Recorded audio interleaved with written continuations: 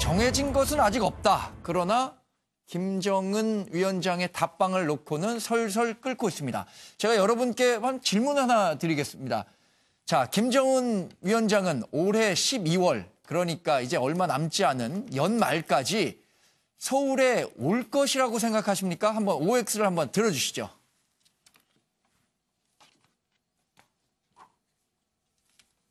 김정은 위원장의 서울 답방 내부적으로 확정됐습니까? 뭐 확정이라는 표현보다는 아시는 대로 9월 평양 공동선언에서 합의된 대로 가급적이면 연내 답방을 하는 방향으로 북측과 저희가 지금 협의를 해오고 있습니다. 다만 북측에서 아직까지 구체적인 답은 주지 않고 있는 상태입니다. 김정은 위원장의 서울 답방이 지금 북한 비핵화 문제라든가 또 북미 간의 어떤 관계 또 남북 관계 측면에서 상당히 중요한 계기가 될 것이라는 측면에서 가급적이면 합의대로 이행되도록 노력을 해나가고 있습니다. 자, 저희가 준비한 자료를 보고요. 여러분들이 어떤 답변을 내셨는지도 한번 점검해 보겠습니다. 사전 준비설, 제가 설설 끓는다고 얘기 드렸죠. 전격 답방설. 무르익는 연내 답방 분위기입니다. 남산타워 워커힐 호텔에 12월 며칠에는 이미 예약 못한다더라. 이런 설이 돌고 있습니다. 그래서 김정은 위원장의 답방이 구체적으로 거론되고 있고요. 청와대가 사전 준비하는 바쁜 걸까요? 그렇지 않다. 보좌진과 식사하고 북한 문제는 거론하지 않고 있다는 게 청와대 공식 설명입니다. 날짜 연막작전, 김정은 위원장이 당장 다음 주에라도 깜짝 답방할 수 있다. 이런 얘기들이 나오고 있습니다. 그래서 오늘 오후에 중대 발표 계획 없다라는 이례적인 청와대 발표도 있었고요. 자, 조명균 통일부 장관은 김정은 답방 가급적 연내 추진하겠다. 가능성은 있다. 이렇게 얘기를 하고 있습니다. 자, 외교부라고 되어 있는데 통일부 장관이죠.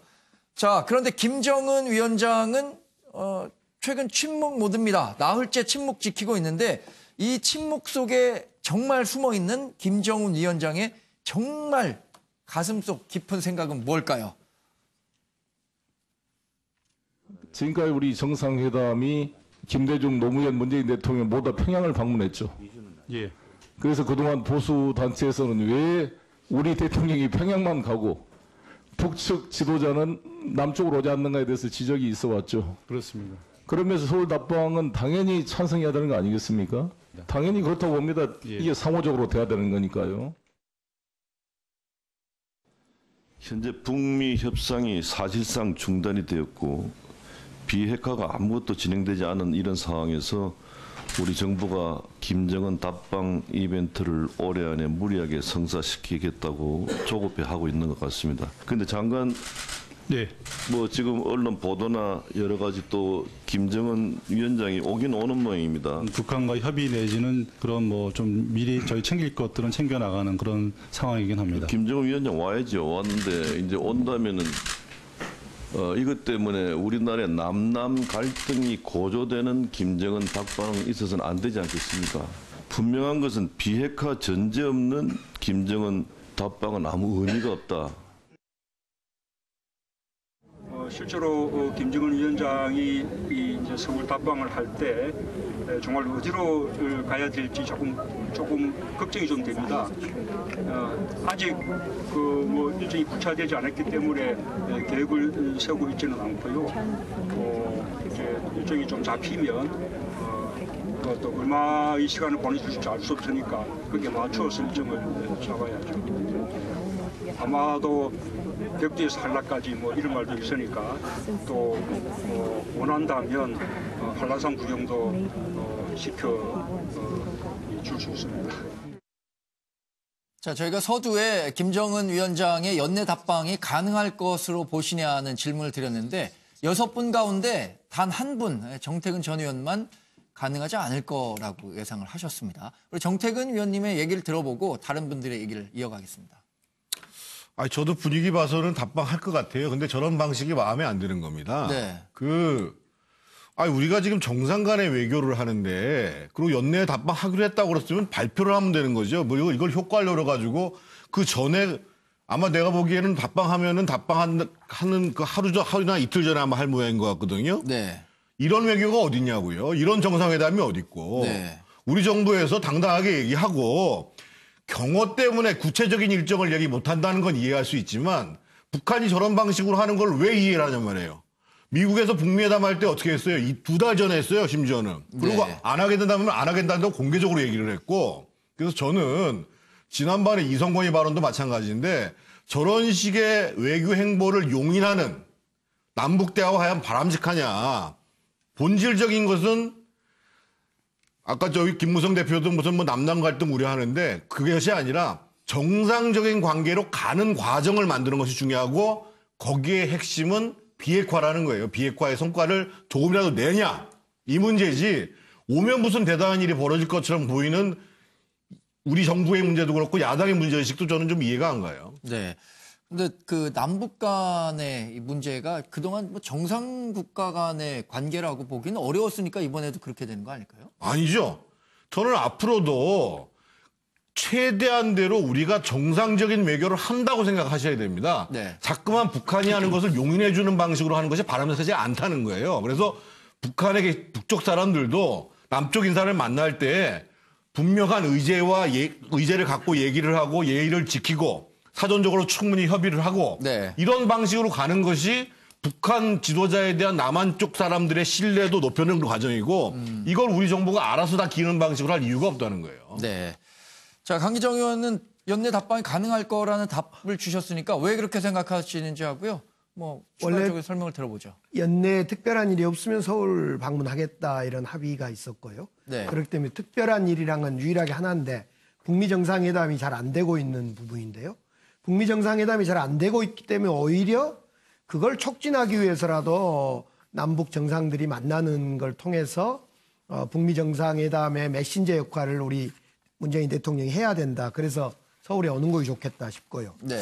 북한의 특수성인데요. 북한인 지도자들이 이렇게 외국 갈 때 미리미리 막 알리고 그러질 않는다는 것을 우리가 알고 있지 않습니까? 중국 갈 때도 몰래 베이징 북경역 열차 타고 가는 것 이런 것도 봤고 지금 북한 지도자가 서울 방문한 다음에 거의 최초 아닙니까? 네. 이건 사실은 아직은 비핵화 선언이나 또 평화협정 문제가 그 마침표를 찍지 못하고 있습니다만은 그 자체로 북한 지도자가 우리 한국에 온다, 서울에 온다는 건 큰일이다고 저는 네. 여겨집니다.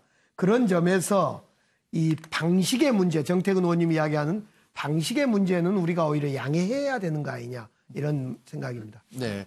우리 윤기찬 부대변인께서는 만약에 온다면 어느 정도 시기를 예상하시고 지금 오라는 답을 내신 거예요? 저는 이제 지금 사실 오는 것이 현재 시점에서 바람직하지는 않아요. 왜냐하면 네. 지금 북미 고위급 회담도 열리지 않았잖아요. 네. 그래서 비핵화에 관련된 진전이 없는 상황에서 실질적으로 와서 할 수 있는 어떤 회담의 내용이라는 게 정해져 있어요. 따라서 올 여건은 조성돼 있지 않지만 지금 흘러가는 거나 뭐 보더라도 올 것 같아요. 어떻게든 오게끔 하는 것 같거든요. 네. 근데 오게 되면 어찌됐든 지금 할 얘기들은 남북관계 개선이나 뭐 평화, 항구적 평화 이 의제에 관련된 말씀들을 할 텐데 지금 북한 입장에서는 경협과 관련된 여건 조성 차원에서 네. 아마 투자가 보장되는 투자 회수가 보장되는 이런 제도적과 관련된 이런 말들을 하지 않을까. 네. 그래서 남한에 대해서 투자를 좀 투자 여론을 조성하기 위해서 그런 쪽에 치우쳐서 김정은 입장에서는 얘기를 하지 않을까 이렇게 생각을 하고 있습니다. 네. 정 의원님만 오기 어려울 것이다. 그런데 뭐 얘기를 좀 더 들어보면 올 가능성이 높다고 평가를 해주신 것 같고요. 전반적으로 김정은 국무위원장의 올해 연내 답방, 서울 답방이 가능할 거라고 보시는 분들이 많았습니다. 그러면 만약에 김정은 국무위원장이 한국에 와서 다시 남북 정상회담을 가진다면 우리가 9월에 갔을 때는 평양선언이라는 게 나왔고요. 서울선언에는 어떤 메시지들이 담길 수 있을 거라고 보시는지 한번 여쭙겠습니다. 김정은의 서울 답방을 꼭 실현해야 한다고 생각합니다. 김정은이 부담을 가지지 않도록 비핵화 문제와 연결시키지 말고 이번 기회에 한국의 자유민주주의 체제를 학습시키는 기회로 삼도록 해야 합니다. 광화문 광장에서 백두 칭송, 백두 수호대의 김정은 만세 소리와 함께 백두 청산, 김정은 세수통치 반대의 목소리가 함께 울려나오는 자유민주주의 혼성 사부 합창단의 모습을 그대로 보여주어야 김정은이 남과 북의 체제와 이념의 차이를 인정하고 김정은이 서울 답방이 목적했던 학습 효과를 거둘 수 있습니다. 서로 다른 현근택 부대변인님, 서울 선언이 나온다면 어떤 내용이 담길 것으로 예상을 하고 계십니까? 저는 아마 서울에 오는 것 자체로 저는 아마 종전 선언의 의미가 있다고 봅니다. 말로 안 하더라도. 왜냐하면 결국은 현재까지 우리는 휴전 상태거든요. 휴전 상태에서 상대방의 국가를 방문하는 건 쉽지 않습니다. 지금까지 여러 번 방문하겠다고 했지만 실제로 방문이 이루어지지 않았습니다. 아마 찬성도 있고 반대도 있을 수 있지만 그럼에도 불구하고 어쨌든 와서 선언을 하든 안 하든 일단 종전 선언 국민들한테 인식일 수 있을 것 같고요. 가장 관심 있는 분야는 당연히 이제 경제협력 분야라고 생각합니다. 경제협력 분야에 대해서 아마 좀 여론을 조성하려고 할 것이고요. 그다음에 이제 국회 연설 같은 데서 비핵화 의지를 표명하는 게 중요하다. 네. 그렇게 해야 됩니다. 그렇게 해야만이 이게 대내외적으로 특히 이제 미국에 대해서 종전선언에 대한 확고한 의지가 있다. 그리고 우리 국민들한테도 네. 보여줄 필요가 있거든요. 그렇다 본다 그러면 국회 연설을 통해서 비핵화 의지를 우리 대한민국 국민들한테 직접 제시해 주는 게 필요하다 이렇게 봅니다. 아, 국회 연설도 예상하고 계십니까? 저는 해야 된다고 봅니다. 왜냐하면 문재인 대통령이 경기장에서 했지만 우리 국민들 상태로 직접 연설할 수 있는 건 방송이든지 아니면 국회밖에 없는데 결국 네. 국민을 대표하는 자리가 국회이지 않습니까? 네. 그러면 국회에서 연설할 필요가 있다라고 봅니다. 자, 최경철 의원님, 서울 선언 예상해 보신다면 어떤 내용 담아야 될 거라고 보세요? 예, 판문점 선언에서 두 정상이 합의를 했지만 김정은이 아직도 방남 결정을 못 내리는 것은 결국 리선권이 저번에 냉면 발언에 했던 그 뉘앙스 안에 다 포함이 돼 있다고 봐야죠. 사실 우리가 김정은이 지금 오더라도 우리가 줄 카드가 별로 없습니다. 줄 네. 선물이 별로 없기 때문에 김정은이 머뭇거리는 것이고 결국 김정은은 북미 정상회담을 통해서 미국으로부터 뭔가를 받아낼 생각을 하고 있기 때문에 방남을 했을 때 별로 큰 선물이 없을 거라는 판단 때문에 지금 빨리 방남 결정을 못 내리는 것이고요. 네. 하지만 김정은은 어떤 식으로든 방남을 통해서 새로운 돌파구를 찾을 시도를 할 것이기 때문에 저는 온다고 보고 네. 그러나 김정은이 우리나라에 온다고 해서 김정은이 갑자기 여태까지의 태도를 또 바꾸어서 비핵화에 대해서 굉장히 적극적으로 나갈 가능성은 없다고 생각합니다. 어차피 비핵화 부분은 북미 담판을 통해서 결정되는 것이기 때문에 김정은은 일단 우리나라에 와서 우리의 동태를 한번 살펴보는 것으로 굉장히 큰 경험을 삼을 것이고 일단 설사 국회 연설을 한다 하더라도 비핵화 부분은 여태까지 김정은이 했던 것처럼 매우 수사적인 부분, 아주 강한 의미가 아닌 애둘러가는 표현, 그런 표현에 그칠 거라고 봅니다. 청와대 춘추관 기자들 분위기는 어떤가요? 아무래도 가장 그래도 가까운 곳에 있다고 생각하는 사람들이잖아요.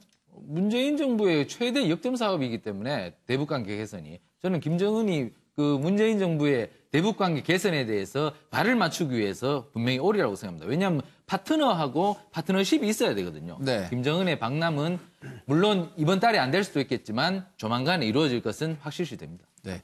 차 교수님, 그런데 김정은 국무위원장의 서울 답방은 어쩌면 북한이 갖고 있는 가장 좋은 외교 카드일 수도 있는데 외교 카드를 쓴다면 그에 따른 어떤 정치적 성과물을 받아가야 될 거 아닙니까? 그거를 고민하고 있을 텐데요. 그렇죠.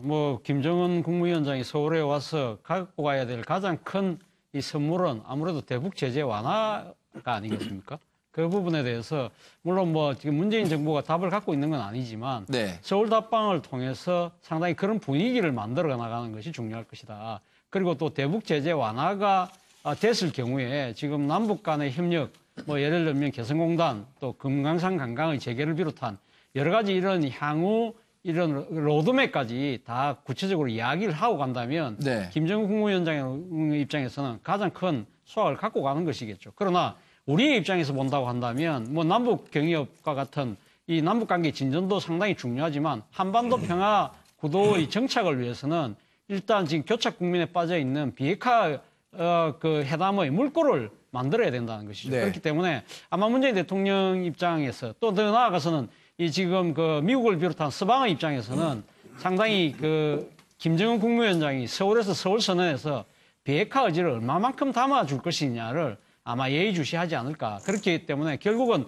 이 서울 선언이라는 그 자체가 닭이 먼저냐, 달걀이 먼저냐, 비핵화가 먼저냐, 대북 제재 완화가 먼저냐는 그러한 아주 상당한 그 일종의 그 줄달리기가 아직까지 물밑에서 진행되고 있지 않을까? 바로 그 때문에 지금 서울 답방이라는 부분도 아직까지 수면 위로 떠오르지 못하고 있는 것이 아닐까라는 생각을 해봤습니다. 네. 전 북한 주영 공사죠. 태영호 공사는 비핵화에 그렇게 집착할 필요는 없다. 다소 좀 유연한 모습의 워딩을 좀 했어요. 정 의원님은 어떻게 보셨습니까? 우리가 일반적으로 태영호 공사가 북한 문제에 대해서 상당히 좀 경직된 태도를 보였던 것 같은데요. 태공사는 일관되게 지금 이제 북한이 변화해야 된다. 그리고 김정은이 와서 여기서 현실을 보는 것이 좋다. 저도 아까 제가 굉장히 이제 언성을 높여서 말씀했습니다만 정상적인 관계에서 김정은이 오는 게 좋지요. 네. 그것이 이제 이 화해 분위기를 정착화시키는 데 상당히 의미가 있는데 문제는 그것이 실제로 비핵화의 진전으로 가는 것인가의 문제인데 어저께 굉장히 이 동북아 정세 관련해서 두 가지 중요한 일이 벌어졌습니다. 한 가지는 지금 그 캐나다에서 그 파이 그룹의 중국의 굉장히 큰 그 전자통신 기업이죠. 거기 CFO를 맡고 있는 몽환조우가 체포됐어요. 그렇죠. 그 내용이 이제 이란과의 제재와 관련해서 수상한 돈 거래가 있다라고 해가지고 사실은 그 중국의 초거대 기업의 이제 CFO를 잡아들인 거거든요. 네. 그러고 난 다음에 또 어제 백악관 안보보좌관인 볼턴이 뭐라고 얘기를 했냐면은요. 아주 이례적인 얘기를 했습니다. 이제까지는 하는 방식과 다르게 비핵화의 성과 거두면 대북 제재 해제 검토할 수 있어. 이렇게 얘기를 했습니다. 그러니까 볼턴의 입으로 대북 제재 해제를 얘기한 것은 사실은 극히 이례적인 것인데 그 전제가 그거예요.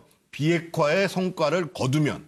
그러면서 지난 6월 12일 날 싱가포르 합의 이후에 한 게 뭐냐. 이렇게 얘기를 한 거거든요. 네. 그래서 결국은 지금 미국에서는 실질적인 조치를 원한다라는 사인을 계속 보내고 있는 겁니다. 네. 그래서 저는 김정은 위원장이 내려오는 것 아무런 성과 없이 내려오는 것도 나쁘지는 않다고 생각합니다만 본질적인 측면에 있어서는 그렇게 성과 없는 답방, 그래도 답방을 했다라는 신뢰를 지키는 것만 해도 다행이라고 생각하지만 거기에 한 발 더 나가서 기본적으로 비핵화에 대해서 진전된 조치를 가지고 오는 것. 그러니까 저는 구체적으로 얘기 안 해도 좋아요.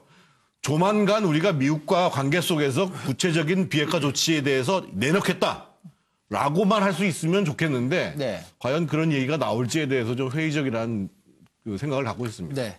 자, 강기정 의원님 얘기 듣고요. 다음 이슈로 넘어가도록 하겠습니다. 이제 비공식적으로는 북미회담 촉진자 역할을 문재인 대통령이 잘해주기를 바란다. 이런 취지의 이야기를 할 거고요. 공식적으로는 매우 남북 정상들이 만나면 실현 가능한 얘기들을 하더라고요. 과거에 보면 GP철수라든가 철도 연결이라든가 이제 그러니까 우리끼리라는 단어를 써가면서 북남 우리끼리 경제발전 꼭 이루자. 이런 얘기를 하지 않을까 싶어요. 네. 그런데 남북 문제는 사실 우리만의 문제가 아니라 굉장히 국제 문제잖아요. 그러니까 그 국제사회에 던지는 메시지도 좀 나와야 될 거라고 보지 않으세요? 일단은 문재인 대통령에게 촉진자 역할을 잘해달라 이 얘기는 분명히 할 것 같아요.